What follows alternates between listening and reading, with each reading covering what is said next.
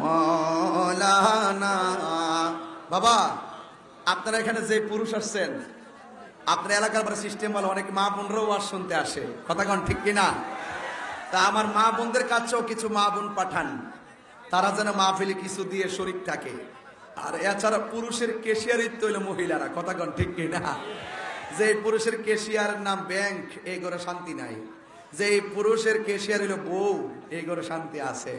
নাইলে স্ত্রী বলবে তুমি তো আমাকে বিশ্বাস করো না, কথা কন ঠিক কিনা বলেন? তো ওনারা হইল ঘরের কেশিয়ার, এদের কাছে যান, এদের কাছে অনেক টাকা আছে, অনেক টাকার মালিক মা বোনরা, মাশাআল্লাহ সবাই জামাইয়ের কেশিয়ার। মারহাবা জোরে বলেন। মা বোনদেরকে বলছি আপনারাও কিছু দেন ইনশাআল্লাহ। সবাই জবানটা খুলে বলে ইজ্জতের মালিক কে? আল্লাহ রাব্বুল আলামিন আমাদেরকে একত্রিত করবেন। লা ইয়াজমাআন্নাকুম, অবশ্যই তোমাদেরকে একত্র করা হবে। হিন্দু মন্দিরে যায়, কিন্তু ওই চিতা সালাই নেওয়ার পরে হিন্দুর লাশ পোড়ায়া ছাই করে দেয়। আমি আপনি মনে করবেন না ছাই করে উড়াইয়া দিলে আল্লাহ বুঝি আর একত্র করতে পারবে না, এই কথা জীবনেও কল্পনা করবেন না। আপনি যদি বলেন আগুন দিয়ে পুরাইয়া ছাই করাইয়া দিলে কেমনে আল্লাহ একত্র করবে, আমি আপনাকে প্রশ্ন করব, আপনি যে মানুষ হয়েছেন, বডিটা হয়েছে কিভাবে হয়েছে? এক ফোঁটা পানি, পানির পরে হলো রক্ত, রক্তের পরে হলো গোশত, এরপরে হাড্ডি দিয়ে আপনাকে সুঠাম দেহের অধিকারী বানাইছে কে?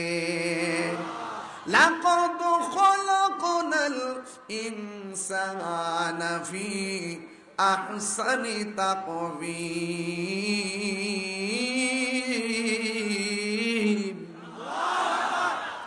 আল্লাহ রাব্বুল আলামিন বলেন, এখানে বলে লা ইয়াজমাআন্নাকুম, আর ওখানে বলে লাকাদ, অবশ্যই আমি মানুষদেরকে বানাইছি অবয়ব সুন্দর নমুনায়। আবার এখানে বলতেছে লা ইয়াজমাআন্নাকুম, যে যেদিনই মারা যায় না কেন, যেখানে থাকুক না কেন, আমি আল্লাহ তোমাদেরকে একত্রিত করব ইলা ইয়াউমিল কিয়ামা, কিয়ামতের দিন। জোরে জোরে কি আল্লাহু আকবার বলা যাবে না? কিয়ামতটা কেমন হবে? হাসির খোরাক দেওয়ার জন্য বগুড়াতে আসি নাই, গরিব কাটা দিকে তাকাইয়া তাকাইয়া কথা বলতে আমি আসি নাই। আমার কথা হলো যতক্ষণ পর্যন্ত আমি মনিবের জন্য আমার সময়টা ব্যয় করতে পারবো, সেই সময়টা আখিরাতের জন্য নাজাতের উসিলা হতে পারে কি পারে না? লা ইয়াজমা'ন্নাকুম ইলা ইয়াউমিল কিয়ামাতি লা রাইবা ফীহি। আল্লাহ রাব্বুল আলামিন বলেন, অবশ্যই আমি তোমাদেরকে একত্রিত করব। একটা পানির ফোঁটা থেকে যেই মনিব বিশাল দেহের মালিক বানাইছে, বিশাল দেহের বডির মালিক বানাইছে, সেই মালিককে আমাদেরকে আবার পুনরায় জিন্দা করতে পারে না। আর জোরে কোন পারে না? আল্লাহ বলছে কুন হও ফায়াকুন, হয়ে যায়। এই জন্য আবার আল্লাহ বলতেছেন কাইফা তাকফুরুনা বিল্লাহি ওয়া কুনতুম আমওয়াতান ফাআহইয়াকুম সুম্মা ইউমীতুকুম সুম্মা ইউহয়ীকুম সুম্মা ইলাইহি তুরজাউন।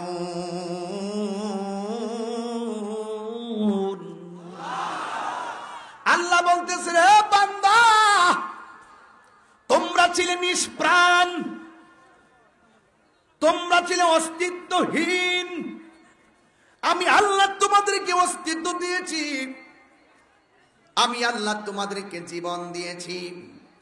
জীবন দেওয়ার পরে কেউ জেলা পরিষদের চেয়ারম্যান, প্রধান সহকারী, জীবন দেওয়ার পরে কাইকবাল সাহেব বক্তা, জীবন দেওয়ার পরে তাহিরি হুজুর বক্তা, জীবন দেওয়ার পরে আপনি এমপি, জীবন দেওয়ার পরে আপনি মন্ত্রী, জীবন দেওয়ার পর আপনি টিনের ঘরের মালিক, জীবন দেওয়ার পরে আপনি একেবারে মাটির ঘরের মালিক। আল্লাহ বলে, ও বান্দা, আমি আল্লাহ রাব্বুল আলামিন তোমাদেরকে একটা থাবা দিয়া সব মালিকানা শেষ করে দিই। এই মালিকার এই থাবাটা কি জানেননি? কয় সুম্মাই উমিতুকুম, তোরা আমি সব দিলাম, সাত জাগাইলাম, সাধ্যবান বানাইলাম, এরপরও আমি আল্লাহ তোকে সব একটা থাবা মেরে সব মালিকানা বন্ধ করে দিব। সেই থাবার নাম হলো মৃত্যু। কেউ আগে মারা যাবে, স্বামীর আগে স্ত্রী মারা যাবে, ভাইয়ের আগে ভাই মারা যাবে, বোনের আগে বোন মারা যাবে। কেউ স্বামীর বাড়িতে কবরস্থান, কেউ বাবার বাড়িতে কবরস্থান। একটা মেয়ে বড় হলো, মেয়েটা বাবার বাড়ি ছেড়ে স্বামীর বাড়ি চলে গেল, ওই স্বামীর বাড়ির গুরুস্থানে মেয়েটাকে দাফন করা হলো। এইভাবে যখন মানুষ দিক দিগন্তে যাইয়া সমাহিত হয়ে যাবে, আল্লাহ বলেন এমন একটা দিন আছে, লায়াজমান্নাকুম, দুনিয়াতে পাঠানোর সময় সিরিয়াল আছে, কেউ আগে কেউ পরে, এমন ভাবে আসছে পর্যায়ক্রমে। কিন্তু আমি আল্লাহ রাব্বুল আলামিন যেই দিন এই পৃথিবীটারে শেষ করে দিব, লায়াজমান্নাকুম, আমি আল্লাহ তাদের সবাইকে একটা ময়দানে নিয়ে আসব। কোন সময়? কয় ইলা ইয়াউমিল কিয়ামা, কিয়ামতের দিন। লা রাইবা ফীহ, যেই দিন সম্পর্কে কোনো সন্দেহ নাই। ওয়া মান আসদাকু মিনাল্লাহি হাদিসা, আল্লাহর চাইতে অধিক সত্যবাদী আর কে হতে পারে? জুরি জুরি কি সুবহানাল্লাহ বলা যাবে না? কুল্লু মান আলাইহা ফান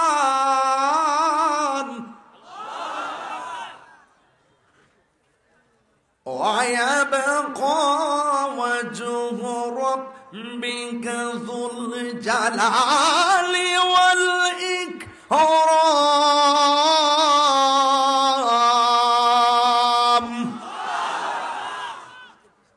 সব কিছু ধ্বংস হয়ে যাবে। আল্লাহ রাব্বুল আলামিন বলেন, হে পৃথিবীর মানুষ, সব আমি আল্লাহ লন্ডভন্ড করে দিব। ইজা জুলজিলাতিল আরদু জিলজালাহা, এখন দেখতেছো জমিনটা দাঁড়ায় রয়েছে, এখন দেখতেছেন জমিনটা সমতল। বাড়িতে ঘুমাইতেছেন, নড়াচড়া করেন, আরামে রাত্রে ঘুমাইতেছেন। মাহফিলে বসে আছেন, জমিন নড়াচড়া করেন। আল্লাহ কেমন বিছানা বানায়া দিছে। আল্লাহ বলে, বান্দারে, আমি আল্লাহ আসমানটারে তোদের জন্য ছাদ বানায়া দিলাম।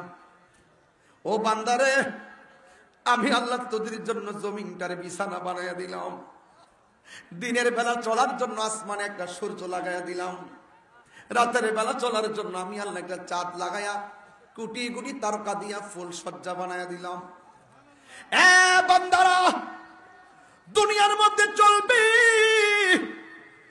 অনেক আঁকা বাঁকা নদী দিয়েছি, নদীর মধ্যে তোমাদের জন্য রিজিক হিসাবে মাছ দিয়েছি। একটা প্যান্ডেল লাগাইছে, একটা মাত্র সামিয়ানা টানাইতে যাইয়া কতগুলা বাঁশের ব্যবস্থা করলো, কিন্তু একটা বার পর্দাটা টানাইয়া সরাইয়া আসমানের দিকে তাকাইয়া দেখেন, এত বিশাল বড় আসমান। একটা আসমান বানাইছে আমার আল্লাহ পাথর দিয়া, লোহা দিয়া, আর একটা আসমান বানাইছে স্বর্ণ দিয়া। একটা আসমান থেকে আর একটা আসমানে যাইতে 500 বছরের রাস্তা। এমন বিশাল বিশাল আকাশগুলা বানাইছেন, একটা খুঁটিরও আমার আল্লাহ ব্যবহার করে নাই। এরপরও কি বুঝবেন না আল্লাহকে?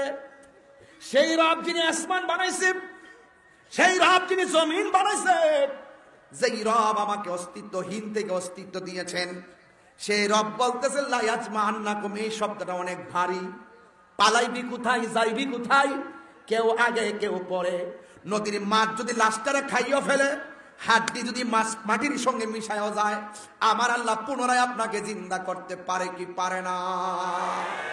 আর বড় করে বলুন, পারে কি পারে না? কিয়ামতের দিন আল্লাহ রাব্বুল আলামিন হাবিব বলেন, কিয়ামত এমন একটা ভয়ানক জিনিস, কিয়ামত হলো দুই প্রকার, একটা হলো ব্যক্তিগত কিয়ামত, আর একটা হলো সমষ্টিগত কিয়ামত। ব্যক্তিগত কিয়ামত হলো খুলপি গ্রামে, সোনারাই, গাবতলী, বগুড়ার ভাঙ্গাগড়ে যদি আজরাইল আসে, আপনি বুঝবেন কিয়ামত কাকে বলে। আপনার সামনে যদি আজরাইলে দাঁড়ায় যায়, পা থাকবে জমিনে, মাথা থাকবে আসমানে। আমার নবী বলে রুহুটা নেওয়ার সময় কষ্ট আছে অনেক, কিন্তু রুহু নেওয়ার আগে সাখরাতুল মউত নামে একটা যন্ত্রণা আছে। রুহুটা নেওয়ার আগে আজরাইল একটা ধাও মারবে। ওই ধাও মারার পরে শরীরের তাজা রক্তগুলা পানি হয়ে যাবে, রগগুলো টাস টাস করে ছিঁড়ে যাবে, হাড্ডিগুলো টাস টাস করে খুলে যাবে। পাশে মা বসা আছে, ভাই বসা আছে, কেউ বুঝবে না আপনার রুহুটা সার্জারি হইতেছে। অপারেশন থিয়েটারে নিলেন, কাগজের মধ্যে লিখে নিয়ে যায় মারা গেলে দায় নাই, অথচ আপনি জানেন না আপনার মরণের সময়টা আমার আল্লাহ আগেই লিখে রেখেছে। কথা বলেন ঠিক কিনা? এই জন্য আমার যুবকের দল, আমার নবী, আপনার নবী বলেন, আজরাইলে যখন আপনার রুহুটার সার্জারি করতে আসবে, পাশে মা বসা আছে, পাশে বোন বসা আছে, পাশে ভাই বসা আছে। এত বড় একটা আজরাইল খুপি গ্রামের ভাঙ্গাগড়ে ঢুকছে, এত বড় একটা আজরাইল সোনারায়ের ভাঙ্গাগড়ে ঢুকছে। এত বিশাল বড় আজরাইল আপনার বগুড়ার ভাঙ্গাগড়ে ঢুকছে। কোন সময় ঢুকলো, কোন সময় রুহুটা নিয়ে গেল,